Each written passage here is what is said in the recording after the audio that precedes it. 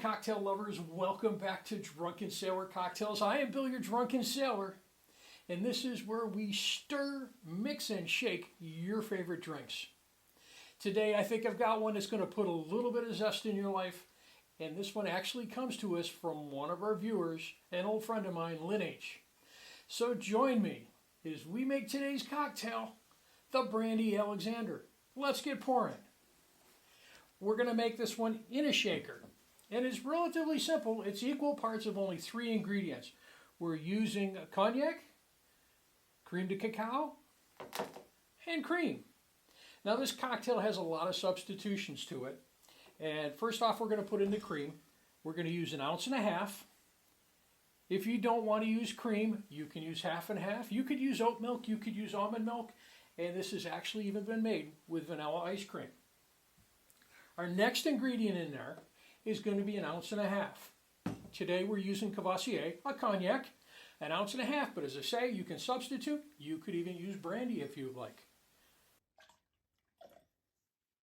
Our final ingredient going in there is crème de cacao. And we're using the dark crème de cacao. Once again, equal parts, 1.5 ounces.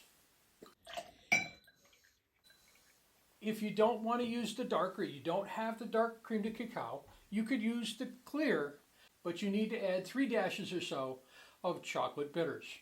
That's everything that's going into this drink. Now we're going to ice it down and give it a good shake to chill it. Once we get that nice and cold, we'll pop the top off of that. We're going to get a chilled coupe glass. We've had water and ice sitting in there. We're going to dump that water, dump that ice. We're going to strain.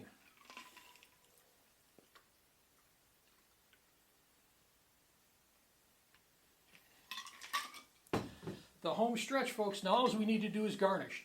And to garnish this, we're going to use a nice aromatic. And I've got a whole kernel of nutmeg, and we're going to grate that on top of the cocktail.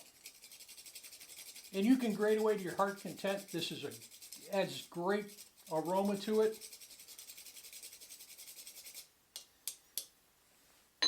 And there's today's cocktail. And this one, Lynn, is for you, the Brandy Alexander.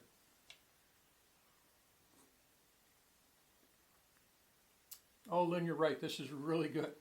Right off the top, you're going to get that aroma of the fresh nutmeg, and that's just a really, really good spice flavor.